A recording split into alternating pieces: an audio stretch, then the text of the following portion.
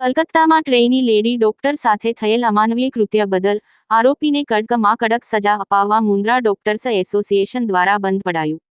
પશ્ચિમ બંગાળની રાજધાની કલકત્તાના લાલ બજાર મધ્યે આવેલ આરજે કર મેડિકલ કોલેજમાં જેસ્ટ મેડિકલ ડિપાર્ટમેન્ટની પોસ્ટ ગ્રેજ્યુએટ ટ્રેની ડોક્ટર સાથે દુષ્કર્મ કરી શરીરના ભાગોને અલગ અલગ જગ્યાએ શૈતાનિયત ભરી રીતે જખમી કરી હત્યા નિપજાવવામાં આવી હતી. જે સંદર્ભે આરોપીને કડકમાં કડક સજા મળે તે માટે આખા દેશમાં ઇન્ડિયન મેડિકલ એસોસિએશન દ્વારા બંધ પાડવામાં આવ્યું હતું. આ બંધમાં ઇમરજન્સી કેસ તથા રેગ્યુલર ટ્રીટમેન્ટ ચાલુ હોય તેમને મુક્ત રાખવામાં આવ્યા હતા. આ બંધમાં ઇન્ડિયન મેડિકલ એસોસિએશન મુન્દ્રા બ્રાન્ચે પણ સામેલ થઈ આજે બંધ પાડ્યો હતો. પ્રથમ મુન્દ્રાની રેફરલ સરકારી હોસ્પિટલમાં એકઠા થઈ મૃતકની આત્માને શાંતિ માટે 2 મિનિટ મૌન ધારણ કર્યું હતું. ત્યારબાદ ત્યાંથી પ્રાંત કચેરીએ જઈ સૂત્રોચ્ચાર કરી આવેદનપત્ર અપાયું હતું, જેમાં આરોપીને કડકમાં કડક સજા થાય તેવી માંગણી કરવામાં આવી હતી. શિરાજ મલેક અને ઇમ્તિયાઝ મોયડા સાથે કાસમ ખલીફા, ન્યૂઝ 11 ગુજરાત, મુન્દ્રા, કચ્છ. આમ તો ડૉક્ટર એટલે ઈશ્વરનું બીજું રૂપ કહેવાય છે, પરંતુ જ્યારે દિલ્હીમાં નિર્ભયા કાંડ બન્યો હોય, હાથરસ ઘટના બની હોય, ઘણી એવી દીકરીઓ જ્યારે આવા નરાધમોનો શિકાર બનતી હોય, ત્યારે હવે આ એક ડૉક્ટર જ્યારે આપણે ઇમરજન્સી હોય છે, દેશની અંદર કંઈ પણ આપાતકાલ હોય ત્યારે આ ઇમરજન્સી દ્વાર ખુલ્લા હોય છે, પરંતુ આજે એવું તો શું થયું છે? ત્યારે મારી સાથે આ સમગ્ર મુન્દ્રા તાલુકાના ડૉક્ટરો એકત્રિત થયા છે. એમની એક જ માંગ છે કે આમાં જે પણ દોષી હોય એ તમામ લોકોને એવી સજા આપવામાં આવે કે ફરીથી કોઈ આવા ડૉક્ટર હોય કે ગરીબ ઘરની દીકરી હોય કે મજૂરની દીકરી હોય એના ઉપર કોઈ આંખ ઊંચી કરીને ના જોવે. આ તમામ ડૉક્ટરની માંગ છે.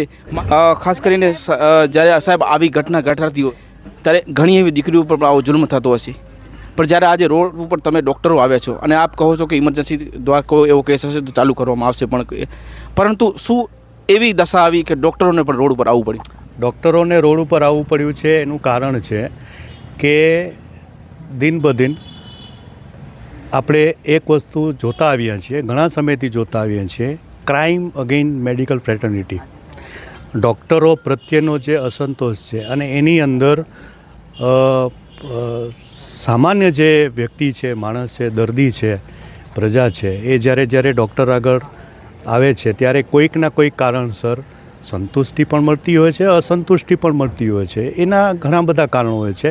પણ હમણાં જે કૃત્ય થયું છે એ કૃત્ય એવું છે કે એક ડૉક્ટર વિક્ટિમ ઉપર, ડૉક્ટર સ્ત્રી ઉપર, ડૉક્ટર છોકરી ઉપર રેપ જેવું જઘન્ય કૃત્ય થયું છે. અને આ જઘન્ય કૃત્ય એટલે ડૉક્ટર નહીં, દરેક સંવેદનશીલ માણસ માટે આ કૃત્ય નિંદનીય છે. અને નિંદનીય છે એ રીતે અમે ડૉક્ટરો તો અત્યારે આ સ્ટ્રાઇક ઉપર, હડતાલ ઉપર છીએ, છતાં પણ અમે એટલા તો સંવેદનશીલ છીએ કે અત્યારે પણ ઇમરજન્સી માટે અમે અમારા દ્વાર ખુલ્લા રાખ્યા છીએ. અમે 24 કલાક માટે અમારી રૂટીન જે ઓપીડીનો છે, ઇન્ડોર છે, ઇન્ડોરને પણ પાછું સેવા તો અમે ચાલુ જ રાખી છે, પણ રૂટીન જે ઓપીડી છે એ 24 કલાક માટે બંધ રાખી છે. ઇમરજન્સી માટે અમે અત્યારે પણ ખુલ્લા છીએ. અમે એક્સપેક્ટ એ કરીએ છીએ કે આટલો સેન્સિટિવ મુદ્દો છે, આ સેન્સિટિવ મુદ્દામાં અત્યારે ડૉક્ટર ફ્રેટર્નિટી જે ઊભી છે, અમે સમાજને પણ અમે રિક્વેસ્ટ કરીએ છીએ કે આ ડૉક્ટર ઉપર નથી, આ ભારતની એક દીકરી ઉપર જઘન્ય કૃત્ય છે, સમાજ પણ ડૉક્ટરો ભેગો હોવો જોઈએ, એ જરૂરી છે. અને એટલા માટે અમે આજે અહીંયા ડૉક્ટરો એકઠા થયા છીએ.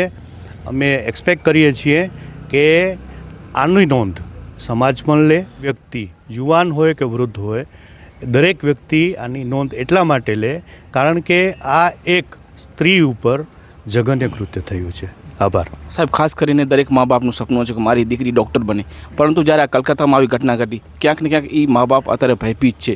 એવા લોકોને આપ મેસેજ શું આપશો? હવે એ મા બાપને તો જે વેદના છે એ તો મતલબ આપણે વિચારી પણ ના શકીએ. જે મા બાપનું અત્યારે 31 વર્ષ, તો મને ખબર છે મારી છોકરીને 10 વર્ષ મોટી કરતાં કેટલો તકલીફ પડે છે. હવે 31 વર્ષની છોકરી, એ બી ડૉક્ટર, એ બી પ્રોફેશનમાં એની પીજી કરતી છોકરી, હવે એ જ્યારે મરી જાય તો એની મા બાપની વેદના તો આપણે વિચારી પણ ના શકીએ એટલી હોય. અને આને જોઈ અને કેટલા એવા મા બાપ હશે કે પોતાની છોકરીને આગળ ભણવામાં અટકાવશે કે ભાઈ આવી મેડિકલ કોલેજમાં ન જવું, આપણે ગવર્મેન્ટ મેડિકલ કોલેજમાં, આપણે પ્રાઇવેટ કોઈ મેડિકલ કોલેજમાં જઈએ અથવા તો ન જઈએ, આપણે સિમ્પલ ઘરની આસપાસ કોઈ કોલેજ એમાં જ જઈએ. એટલે આ એક બેક સ્ટેપ પણ થશે જે એજ્યુકેશન પ્રત્યે. સરકાર જે અત્યારે આ જે પગલાં નથી લઈ રહી, પણ એના ઘણા બધા એવા પાછળના પરિણામો મળશે કે ઘણા બધા ડૉક્ટર્સ બી, છોકરાઓ પણ ડૉક્ટર બનવાના આજે ટાળે છે કે ભાઈ આવું જો હેડેક જ લેવાનો હોય તો શું કામ ડૉક્ટર બનવું. ઘણા એવા સારા બિઝનેસ છે કે જેમાં હેડેક વગર તમે આનાથી પણ સારી આવક કરી શકો. દિવસ રાત જાગવું આજે કોઈ સામાન્ય માણસનું કામ નથી. ડૉક્ટર તરીકે જે અમે સેવા આપી રહ્યા છીએ, અમે સમજી લો ને એક સૈનિક કેવી રીતે સેવા આપી રહ્યા, તે રીતે અમે દિવસ રાત સેવા આપી રહ્યા. દરેક વ્યક્તિને સ્માઇલ સાથે એની વેદના સાંભળવી અને એની વેદનાને યોગ્ય વિચારીને જવાબ આપવો અને પ્રિસ્ક્રિપ્શન લખવું, આ બધું વસ્તુ સામાન્ય માણસનું કામ નથી. એ સ્ટ્રેસ સાથે અમે જીવતા હોય અને છતાં પણ આવું કંઈ થાય તો હવે અમે તો એમ ના જ વિચારીએ કે અમારા બાળકો કદાચ મેડિકલ ફિલ્ડમાં જાય. સમજ્યા કે નહીં? બધા પૈસા કમાવા માટે મેડિકલ ફિલ્ડમાં નથી જતા. ઘણા લોકોને સંતોષ પણ હોય છે. ઘણા સૈનિક કોઈ પૈસા કમાવામાં નથી જતું, ઘણાને સંતોષ હોય કે દેશ સેવા કરી. તો એ લોકો હવે અફસોસ કરશે કે આપણે નથી મોકલવા બાળકોને એમ. સાહેબ, આજ ખાસ કરીને શું સેવાઓ બંધ રાખવામાં આવે છે મેડિકલ? આજે સૌથી મેઇન વસ્તુ ઓપીડી, જે રૂટીન આપણા પેશન્ટ આવતા હોય છે કે રૂટીન પેશન્ટ ચેક માટે, એ એને આપણે બંધ રાખ્યું છે. એના સિવાય અમે બીજી બધું જ વસ્તુ ચાલુ છે. જેમ કે અમારા જે પહેલાંના કાલના જે પેશન્ટ એડમિટ હતા એનો અત્યારે સવારે અમે રાઉન્ડ લઈને આવ્યા છીએ. એને જે દવાઓ જે એડ કરવાની, જે કાઢવાની હોય દવાઈ બધી અમે કરીને આવ્યા છીએ. પ્લસ જે ઇમરજન્સીમાં કોઈ બી પેશન્ટ આવે છે, સમજો કે પેટના દુખાવા સાથે કે અથવા કોઈ પ્રેગ્નન્સી હોય તો બ્લીડિંગ સાથે, તો એને અમે અત્યારે પણ એ જ સેવા ચાલુ રાખીએ છીએ. मेरा नाम दमनमीत कौर है और मैं गुरु हरकृष्ण फिजियोथेरेपी क्लिनिक की ऑनर हूँ. आज हम IMA की तरफ से यहाँ खड़े हुए हैं फॉर ए रीज़न. जो हुआ बहुत ही बुरा हुआ और हमें जस्टिस चाहिए इसके ऊपर. और आई थिंक कि हम सबको जो है खड़े रहना चाहिए इसके लिए. हम सब इकट्ठे हैं और हमें जस्टिस चाहिए. थैंक यू जी. सब सेवाएं बंद हैं, हम सब ने अपने क्लिनिक्स, हॉस्पिटल सब बंद रखे हुए हैं और हमें जस्टिस चाहिए. Thank you. હું doctor Mahinath Mishra, IMA medical association મુન્દ્રાનો ભૂતપૂર્વ સેક્રેટરી. બહુ દુઃખ થાય છે આ ઘટના સાંભળીને. જો મારી મા બેન દીકરી હોત તો એ પણ મારી મા બેન દીકરી જ હતી, અને કારણ કે એ અમારા એસોસિએશનની સભ્ય હતી. આજે અમે એના માનમાં એક સભા રાખી છે, જેથી કરીને અમે સરકારની આંખો ખોલી શકીએ. આવા કૃત્યો માટે સરકાર યોગ્ય પગલાં લે, અને આના માટે અમે આવેદન આપવા જઈ રહ્યા છીએ. બધાને વિનંતી કરું છું કે આ અમારા શોક ઘડીમાં અમારો સાથ આપે, જેથી કરીને અમારી મા બેન દીકરીઓ ઉપર આવું પુનરાવર્તન ફરી કોઈ કરવાની હિંમત ના કરી શકે. જય IMA.